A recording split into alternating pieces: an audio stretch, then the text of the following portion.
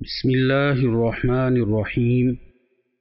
سیدنا ابو ہریرہ رضی اللہ تعالیٰ عنہ سے روایت ہے کہ رسول اللہ صلی اللہ علیہ وآلہ آلہ وسلم نے فرمایا، قیامت کے دن اللہ تعالیٰ فرمائیں گے، اے آدم کے بیٹے، میں بیمار ہوا تھا، تو نے میری بیمار پرسی نہ کی۔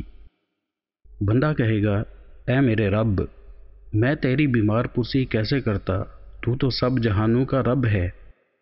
اللہ تعالیٰ فرمائے گا، کیا تجھے معلوم نہیں تھا کہ میرا فلاں بندہ بیمار ہوا اور تو نے اس کی عیادت نہ کی؟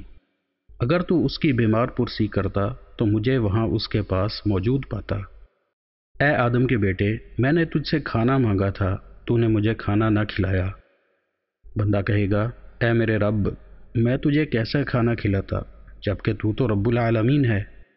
اللہ تعالیٰ فرمائے گا، کیا تجھے معلوم نہیں، میرے فلاں بندے نے تجھ سے کھانا طلب کیا تھا، تو نے اس کو کھانا نہ دیا۔ کیا تو نہیں جانتا کہ اگر تو اس کو کھانا دے دیتا تو اس کا ثواب میرے پاس پا لیتا؟ اے آدم کے بیٹے، میں نے تجھ سے پانی مانگا تھا، تو نے مجھ کو پانی نہ دیا۔ وہ کہے گا، اے میرے رب، میں تجھے کیسے پانی پلاتا جبکہ تو سارے جہانوں کا رب ہے۔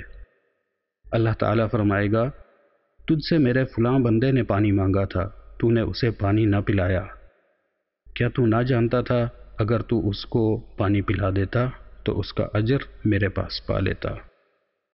سیدنا ثوبان رضی اللہ تعالیٰ عنہ سے روایت ہے کہ رسول اللہ صلی اللہ علیہ وآلہ آلہ وسلم نے فرمایا، مسلمان آدمی جب تک کسی مسلمان کی بیمار پرسی میں رہے، وہ واپس آنے تک جنت کے میووں میں ہوتا ہے۔ اللہ تعالی ہم سب کو عمل کی توفیق عطا فرمائے۔ والسلام علیکم ورحمۃ اللہ وبرکاتہ۔